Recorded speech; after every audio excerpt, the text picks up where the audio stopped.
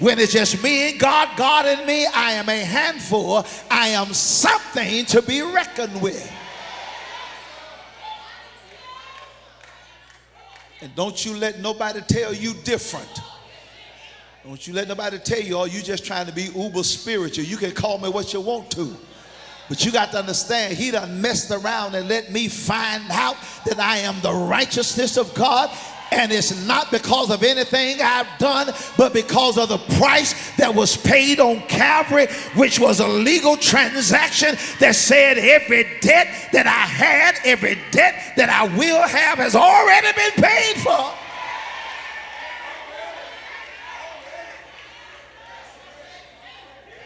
You push your neighbor in the back and tell him, I'm a handful. Tell him it's a handful sitting behind you. It's a handful sitting behind you. He says, so there's got to be a cause. The devil does not have permission to fight you without a cause. Did y'all get that? Now go with me. Go with me. So y'all got Proverbs 26 and 2, right? Y'all got that? Come on, aim two more scriptures. Proverbs 20. Now go with me to the book of 2 Samuel. Go with me to 2 Samuel. I'm on my way to Ezekiel, but go with me to 2 Samuel. Go with me. Okay, go with me. 2 Samuel, chapter 21. 2 Samuel, chapter 21. Y'all got it? Okay, now, here's the deal. See, this is where folk, a lot of times we don't understand what's in the word. Look at verse 1, start right there, verse 1. Look what it says. Now there was a famine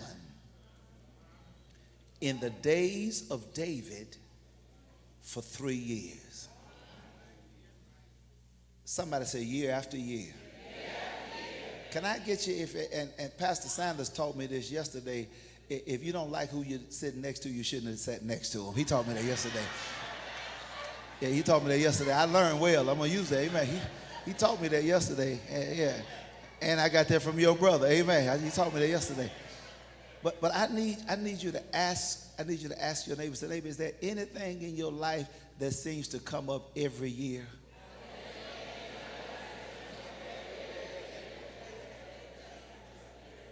It don't matter what year it is. Huh? I don't know if Cutting is here or not, but Cutting talked about I was alive in 59 and 69 and 79 and 89, partied like it was 1999. He did that for my birthday. Then in 2009, and I'm in 2019. And it seemed like there's something that comes up every year. Jeff, this is what David did. David inquired of the Lord. He asked God, why is it that every year I'm having the same issue? Oh, it's about to get live in here now. Why can't you break this thing that you call a generational curse? Maybe it ain't. Maybe there's something that has not been dealt with in your history that you didn't cause. But maybe that thing still has a right to plague your life because it happened in your bloodline.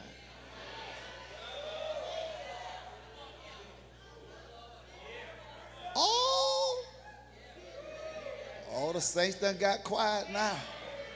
We'll pray for them on that side. It's important that you understand.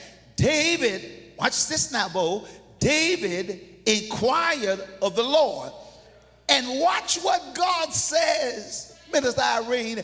And the Lord said, answer, it is because of Saul.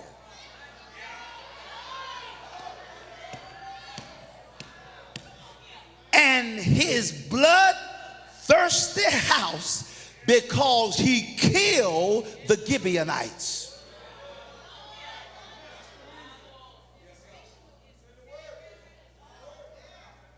now your little theology done got messed up.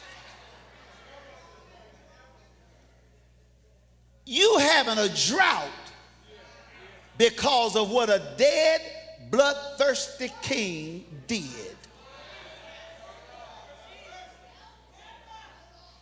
And ain't nobody ever recognized the transgression, the trespass, the danger, the violation of the act. And so even though you didn't do it, the cause is attached to the position you hold. And so even though you are not under charge, where you sit is still under indictment.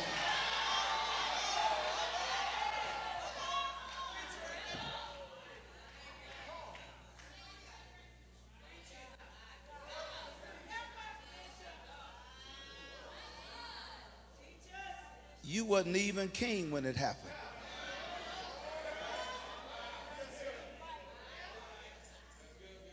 But the throne that you sit on, don't nobody want to have church with the preacher.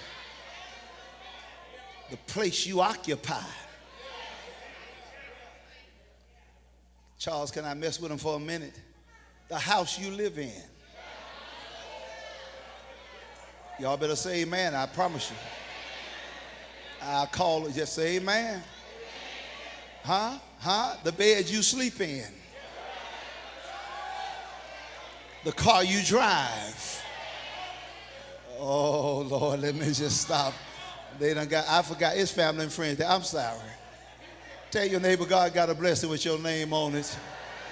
Watch this here. He says, it is because of Saul and his bloodthirsty house, because he killed the Gibeonites. And now David says, my God. The king called the Gibeonites, spoke to them. Now watch this, Cecil. Now the Gibeonites were not of the children of Israel, but of the remnant of the Amorites. But the children of Israel had sworn protection to them, but Saul had sought to kill them in his zeal for the children of Israel and Judah. Therefore, David said to the Gibeonites, what shall I do for you, and with what shall I make atonement that you may bless the inheritance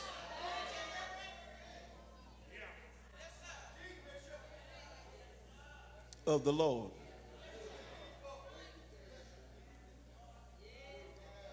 Oh, Lord. So I need you to ask you. Now, I know it's a little bit hard. I didn't pick the Sunday. He picked the Sunday. I just got to teach it. Tell your neighbor, say, neighbor, I need to ask you a question.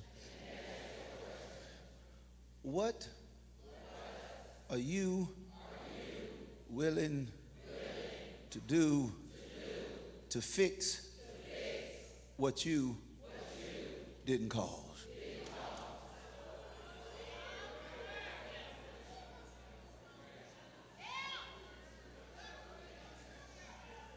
And got quiet in the sanctuary now. I'm looking for them shouting folk. God bless you, Pastor Clark. God bless you, man. Thank you so much. Watch this. David said to the Gibeonites, what shall I do for you? And with what shall I make atonement that you may bless the inheritance of the Lord? And the Gibeonites said to him, let me tell you what Saul did cost us.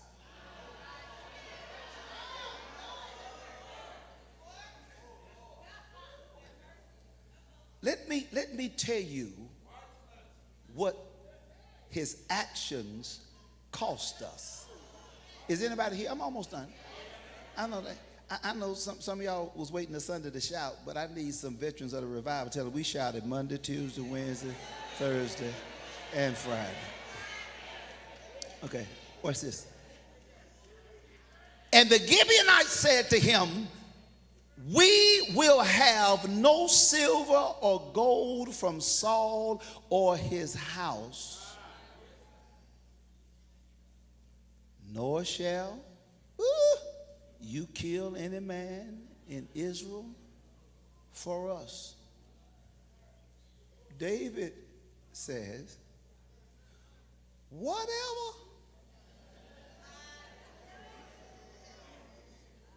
you say, I will do for you. Uh-oh. Then they answered to the king, as for the man who consumed us and plotted against us, that we should be destroyed from remaining in the territories of Israel. That's what it cost us. It cost us position. It cost us placement. It cost us safety. Ask your neighbor, what do you do with something that costs you more than money? Oh, ain't nobody trying to pray. What do you do with something that costs you more than money? What do you do with something that robbed the thing that you needed, and no matter how much money you have, you can't get it back?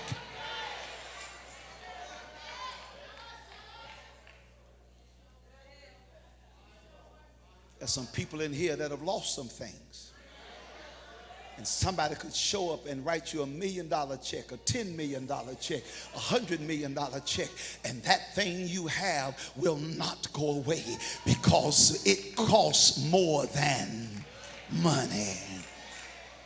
How much is your self-esteem worth?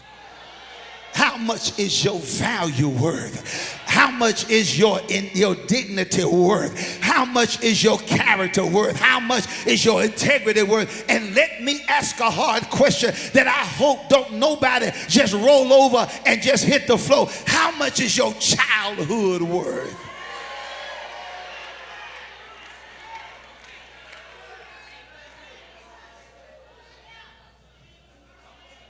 Stole some things.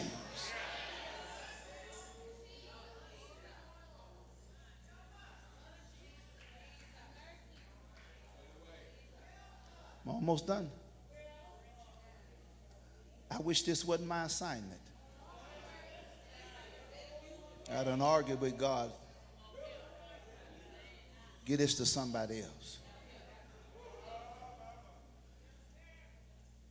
Said he destroyed us from remaining in any territories of Israel. So we don't want nothing from the people. We want some from Saul.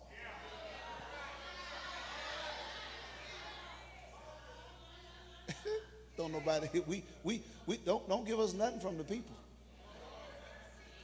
We want you to find 7 men from Saul and kill them. Y'all missed it. We want you to find 7 of his descendants, because the cause is on his house. And it ain't no sense in Israel or Judah paying with their people.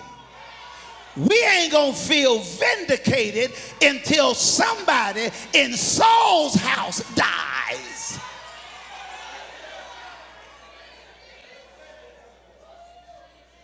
Tell your neighbor, you better learn how to do something, because if not, the devil gonna demand that somebody in your house dies.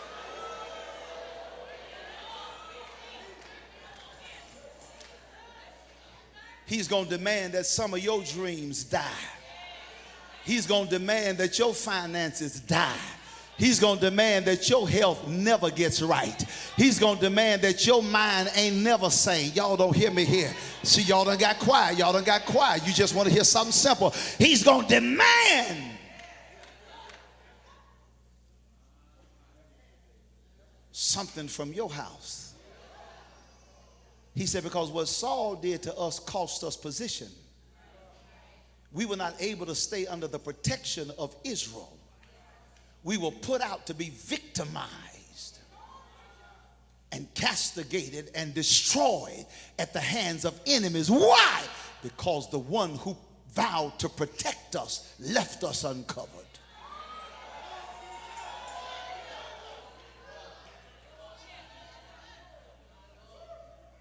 And I want you to ask your neighbor a question. What do you do when the one who swore to protect you leaves you uncovered? And the question then, and that's the nice version of it. Let me ask the hard version of it. What do you do when the one who swore to protect you become the ones who victimizes you?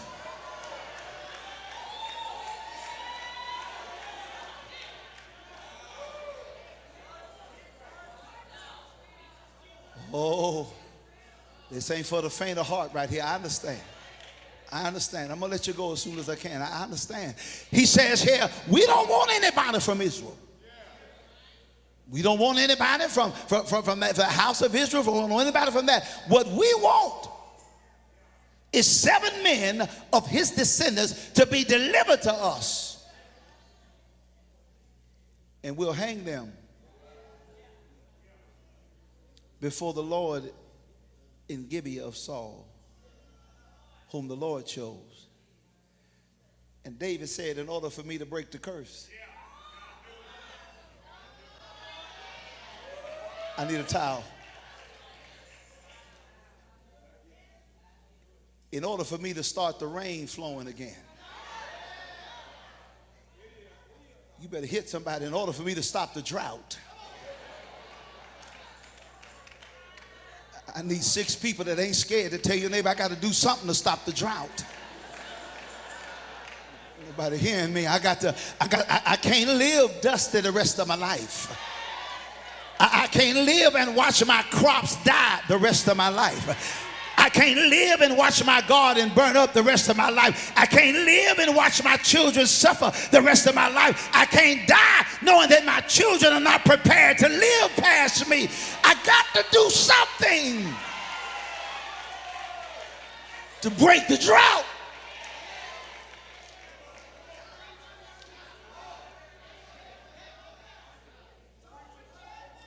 I got quiet in the sanctuary.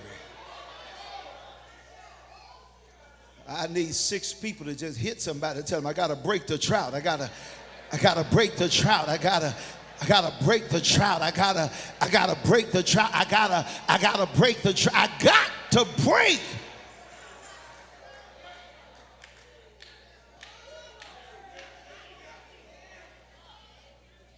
King said, I'll do it. But here's what I like, Antoine. In the middle of him keeping his word, he didn't break his word.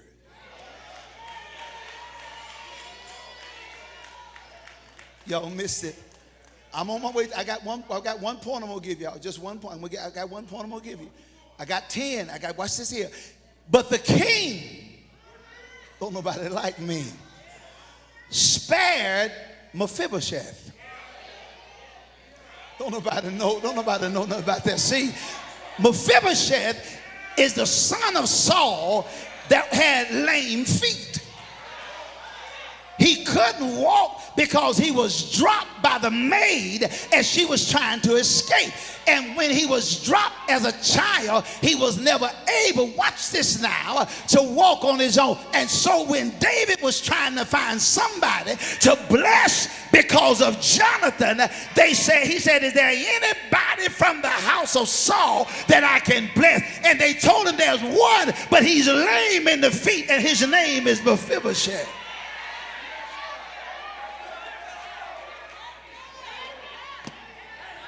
David said, bring him to the castle, bring him to the palace, bring him. And tell Mephibosheth, as long as he lives, hey, he got a place at the table. I need 65 folk that know you are the righteousness of God to tell your neighbor, say, neighbor, when God gets ready to restore, he gonna give you a place at the table. And he's gonna make sure that no matter what's lame in your life, it's gonna be covered by the power of favor. And when you can't walk, he'll find somebody that'll walk for you. When you can't fight, he'll find somebody that'll fight for you. When you don't know, he'll find somebody to teach you. Say, hello, Mephibosheth.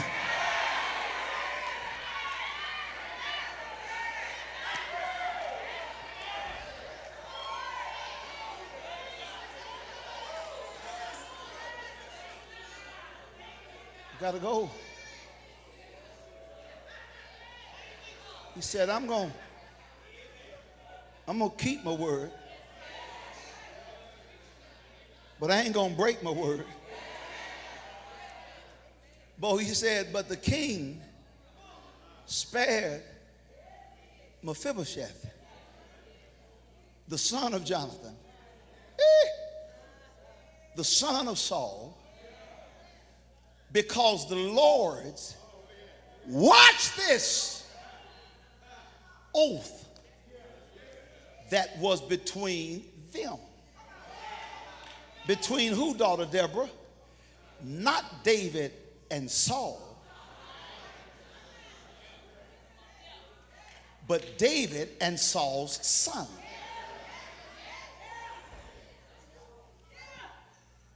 Tell your neighbor, say, neighbor, do you know why you good with God? Say, neighbor, it's because you good with his son.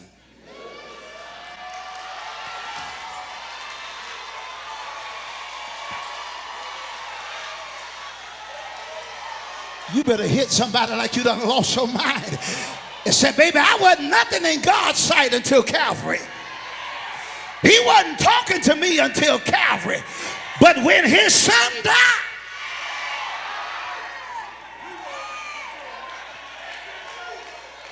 you better hit somebody and tell him me and God all right, because me and his son on good terms. That's why Jesus said, no man comes to the Father.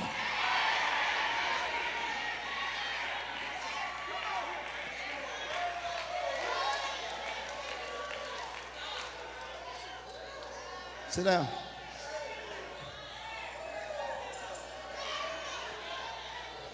I'm good with the Father because I'm good with the Son. Pastor Morris, that's good preaching right there. That's good preaching right there. It don't matter if I just focus on my relationship with the Son. He'll keep me out of trouble with the Father, because he'll stand in the gap and say, Father, forgive them, for they don't know. They ain't finna do that. Now, come on, let's close.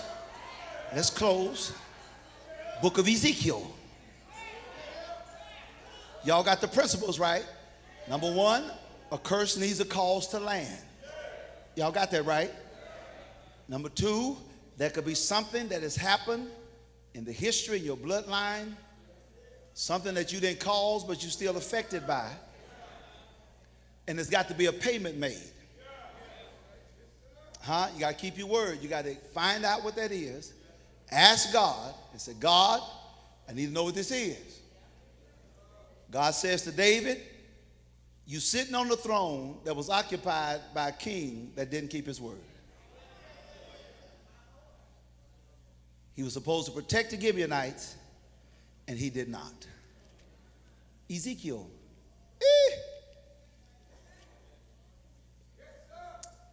18. Now this is where it gets good.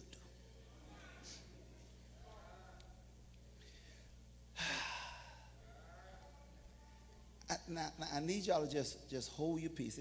I know they got food over there, so y'all can't leave until y'all go over there and get them to-go plates. And if you're going to sit down, you can sit down and eat, but they fixing plates over there. But I need y'all to get this. I got 10 of these, and I can only give you one today. Pastor Hamilton exercised wisdom when he told me, he said, ain't no way you're going to be able to get through all that. And I've been up here 20 minutes, and I'm just getting to what he was talking about.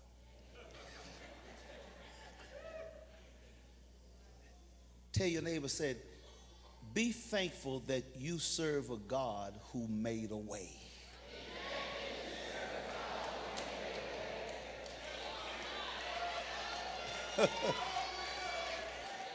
See, I'll put this microphone down and run. Don't play with me, Sandra. They don't get it. Maybe that neighbor didn't get it, so I want you to find somebody else. Tell them, say, thank you very much. And then find somebody else. Say, neighbor, be thankful that you serve a God who made a way. Ah, Brother Otha, that was all right. That was a little bit better. But I need you to find somebody that look like they just got a shout in their belly and say, neighbor, neighbor, neighbor, neighbor, neighbor. Say, be thankful that you serve a God who made a way.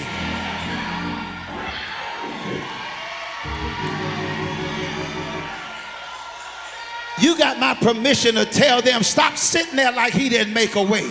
Stop sitting there like he didn't do something for you and you didn't even know what he was doing. You didn't know when he did it.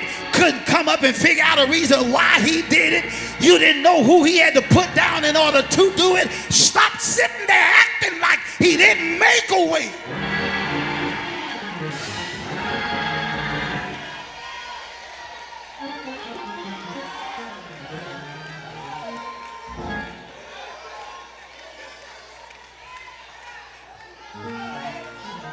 Watch this. Hey! Y'all sit down. I'm about to show you something. Sit down. I'm about to show you something. You about to be blessed. You about to be blessed. I feel somebody got a whale in their belly. Who is that whale? Oh, Lord. We better keep moving because folks start wailing. We won't ever get out of here.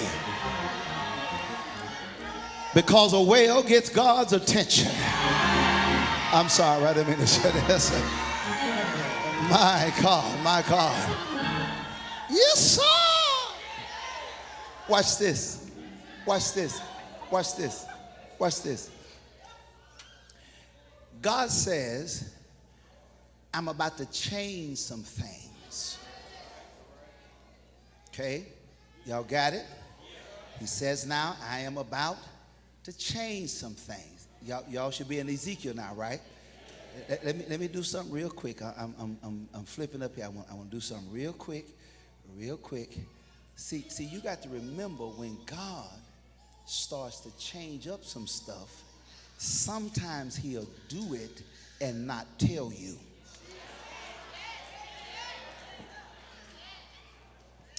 He'll do it and not tell you.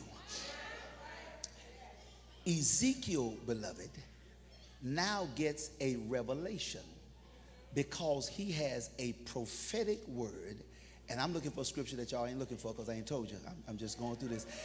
You know, I'm looking for one. Yeah, it's going to back up what I'm saying. He has a word that he has to deliver to the children of Israel. He's got a word now in Ezekiel 18.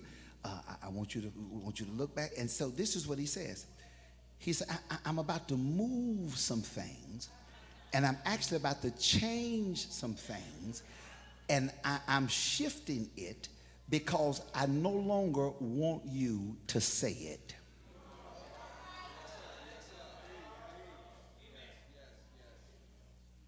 Did y'all hear that say it? What is it, God, that you no longer want me to say? Okay. Now, you in Ezekiel chapter 18, right?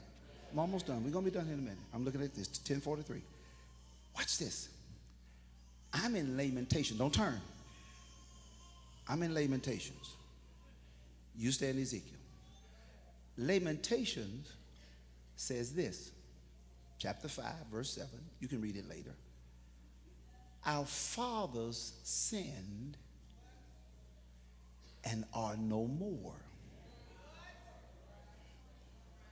but we bear their iniquities. Oh, caught. Our fathers sinned and are no more, but we bear their iniquities. That's in Lamentations 5:7. Ezekiel 18.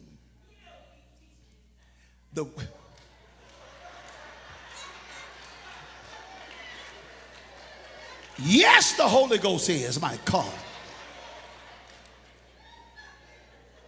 Look at what it says here. Now, this is about to get good. The word of the Lord came to me again, saying, in verse 1, what do you mean when you use this proverb concerning the land of Israel, saying, the fathers have eaten sour grapes, and the children's teeth are set on edge? As I live, says the Lord, you shall no longer use this proverb. Your neighbor don't even know when to shout. Can you push your neighbor and say, just in case you didn't get it, what God did was he disconnected you from the tragedy that was your foreparent.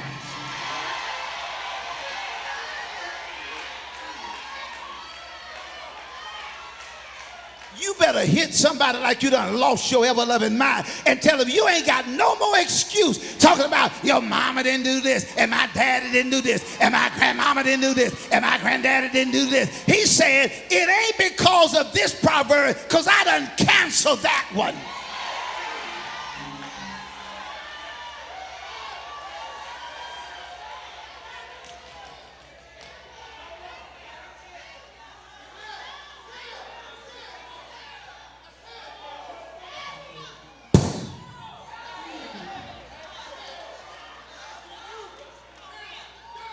You messed up now.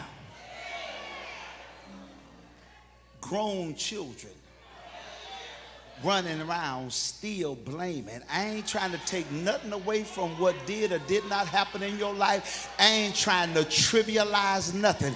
But I want you to know that the imps that's assigned to your life are trembling in their boots. And let me tell you what they're saying. They're saying 411-911, 411-911, information and emergency. These people sitting up at 170 Rittenhouse, and they just heard God say that they are no longer responsible for what we've been telling them they're responsible for. They can stop hating their mama, stop hating their daddy, stop being mad with their grandparents, stop being mad with their generation. You better do something, Satan. What we gonna do? And he's sitting there spinning around and cussing.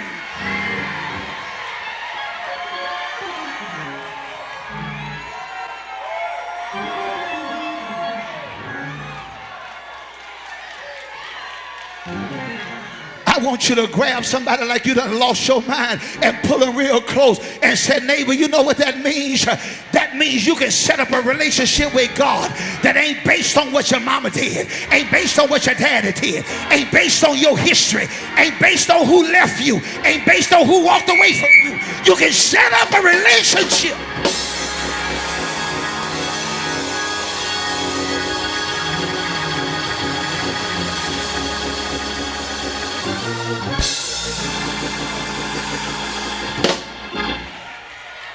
Free.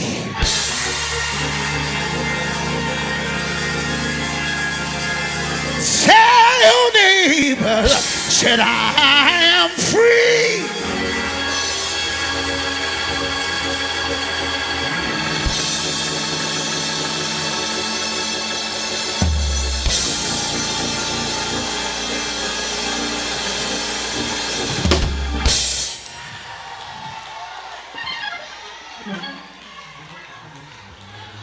I ain't got to be affected by nothing that is in my past, in my folks' past, in my generations. Ain't got time to be affected by that. Don't keep judging me according to what you know about the people that I came from, because that ain't my testimony.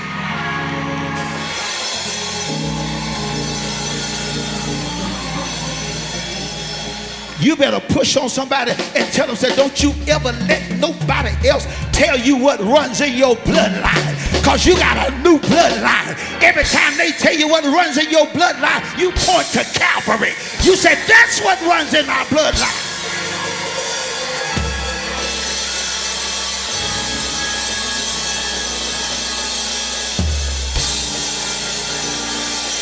God told me to tell you that somebody became an alcoholic because all you saw in front of you was alcoholism. But he told me before the next 21 days are over, he gonna take that taste of alcohol out of your body, and you ain't gonna even be able to stand the smell of it, let alone the taste of it. He says you've been gambling because that's all you know was gambling, but he gonna break that thing up.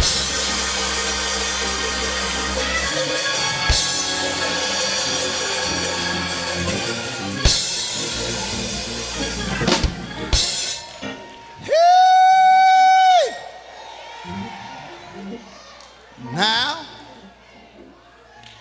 let me give you the crux of the matter. And then I'm going to close it by letting you close it. Because I'm going to give you the statement that you're going to tell everybody. Watch this, what he says. Folk still want to blame you. Sit down. I got that.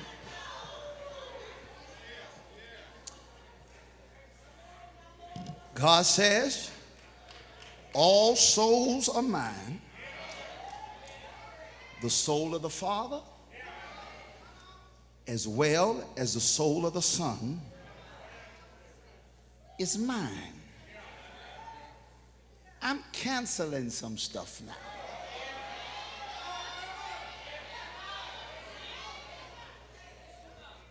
Uh-oh. I need you to just grab your neighbor and hold them so they won't stand up.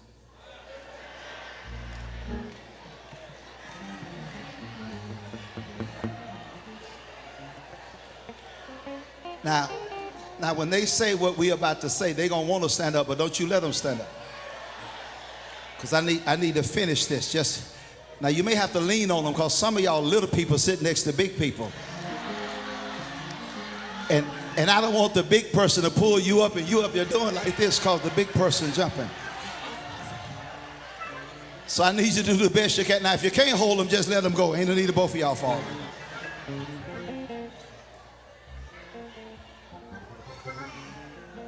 Y'all ready? Now tell them, say, neighbor,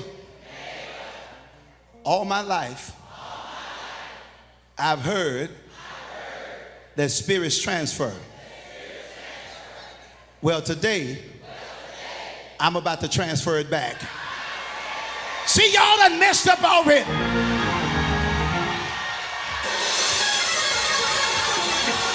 Y'all done messed up already. You better high five 3 people and tell them, I'm sending it back. I'm sending it back. I'm sending it back. I'm sending it back to the gates of hell, to the pits of hell. Sending it back. Sending it back.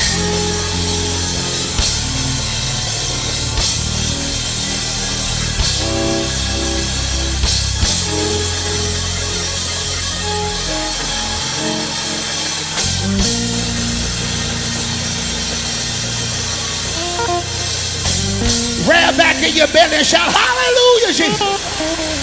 Shout, hallelujah, Jesus. Shout, hallelujah, Jesus. Sending it back. The spirit of poverty, sending it back. The spirit of depression, sending it back. The spirit of homosexuality, the spirit of whoredom, the spirit of maladjustment, sending it back.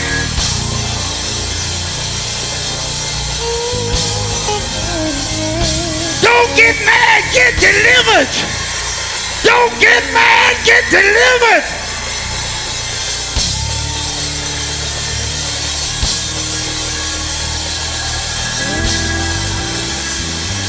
Lean on somebody. Say, it's gotta go.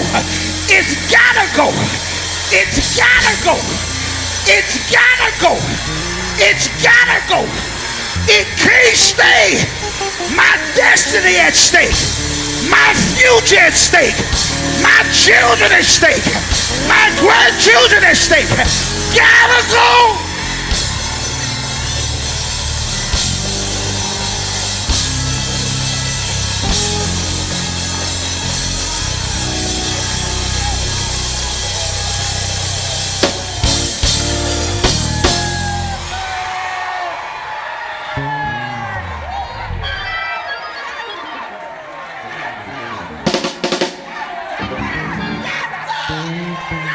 I need every parent to tell somebody, he can't have my children. He can't have my grandchildren. He can't have my children. I'm standing in the gap. I got my children on my heart. Got my grandchildren on my heart. He can't have them. He can't have them. He can't have them.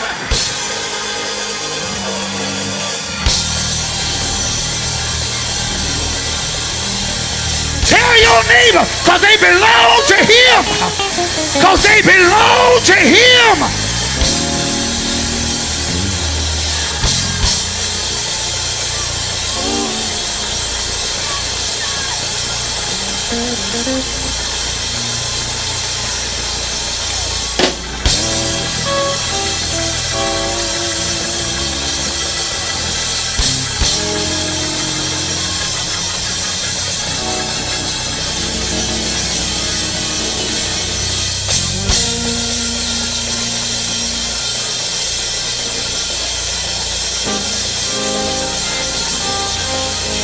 Everybody that's got a son, tell your neighbor, I'm raising a king.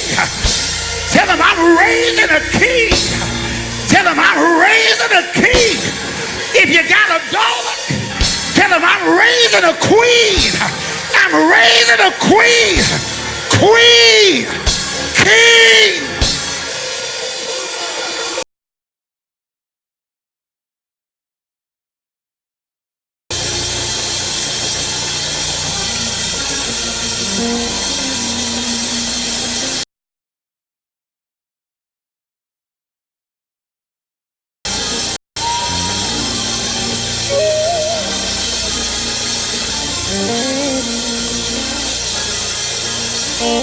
Shake 5 people's hands and tell them the devil can't have them.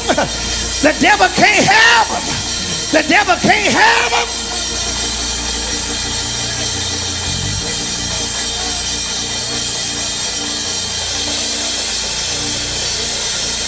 Shake their hands and say he can't have them because do this, snatch them back. If you got grown children, snap. Come back here. Come back here. Come back here. Come back here. Come back here. Come back here. Come back here.